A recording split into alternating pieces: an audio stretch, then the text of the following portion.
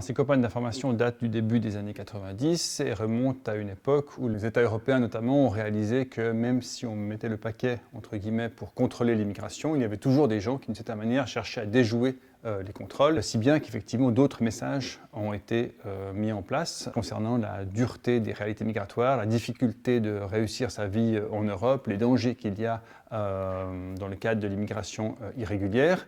On a pu le mesurer sur certaines campagnes qui ont été menées, mais pas nécessairement que par l'OIM. On voit qu'il y a une prise de conscience des risques. Il y a eu davantage de demandes d'informations de la part de ces personnes-là pour savoir s'il existait des voies légales de migration. On dispose d'une poignée d'études qui cherchent effectivement à documenter l'impact de ces campagnes commanditées par les États européens qui financent des campagnes d'information et qui souhaiteraient savoir quelle est leur efficacité. Et on peut également distinguer de notre côté des travaux plus indépendants, plus liés à la recherche académique et qui en général effectivement ont une vision un petit peu plus critique de l'utilité de ces campagnes. Ces campagnes d'information n'ont pas pour but de dissuader les gens de partir, mais de fournir toutes les informations nécessaires pour que les personnes qui sont susceptibles de migrer puissent le faire en toute connaissance de cause.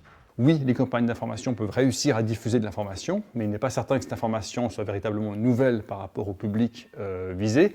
Mais même si on parvient à diffuser de l'information, il n'est pas du tout clair que cette information dissuade véritablement les migrants, puisqu'un autre message de ces études d'impact est que les migrants, même quand ils connaissent les risques, décident quand même de partir. Ces campagnes d'information-là, elles n'ont pas la même répercussion si on ne s'occupe pas non plus du récit médiatique, de tout le discours qui est mené, et surtout dans un contexte aussi politisé et une année d'élection comme 2024. On va devoir agir non seulement sur l'information donnée en amont, mais également dans les pays qui vont recevoir ces personnes-là. On peut se poser la question, pourquoi continuer à financer ces campagnes? Elles permettent d'une certaine manière de dire, nous aurons essayé, nous aurons dissuadé les migrants, nous aurons essayé de les informer. Les pays de destination se donnent jusqu'à un certain stade bonne conscience en diffusant cette information, même s'ils savent bien que la diffusion de cette information ne va pas véritablement changer la réalité des dynamiques migratoires.